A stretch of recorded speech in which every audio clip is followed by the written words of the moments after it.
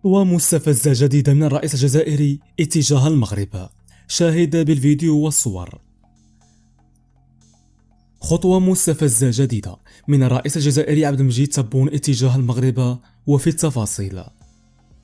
تزامنا مع الإحاطة التي سيقدمها مبعوث الأمم المتحدة ستيفان دي ميستورا أمام مجلس الأمن بشأن آخر مستجدات النزاع حول الصحراء المغربية، خص رئيس الجزائر عبد المجيد تبون يوم الثلاثاء زعيم جبهة البوليساريو الانفصالية إبراهيم غالي باستقبال رسمي في القصر الرئاسي.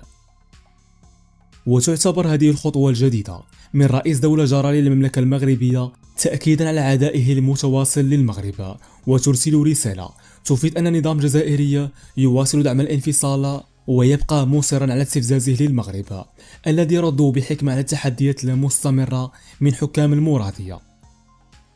وجاء ذلك في وقت جددت فيه الرباط تذكير بالمواقف الثابتة الثلاث التي تمثل موقف المغرب تجاه نزاع الصحراء المغربية، وذلك من خلال تصريحات وزير الشؤون الخارجية والتعاون الإفريقي والمغاربة المقيمين بالخارج السيد ناصر بوريطة خلال لقاءات مبعوث الأمم المتحدة الشخصية إلى الصحراء المغربية ستيفان دي ميستورا ضمن جولته التحضيرية لاجتماع مجلس الأمن.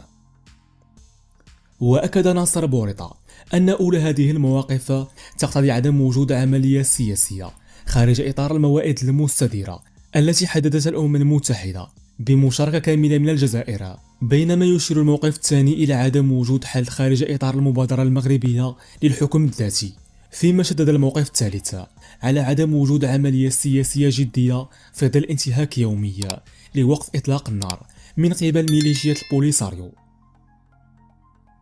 نشكركم على حسن المتابعة.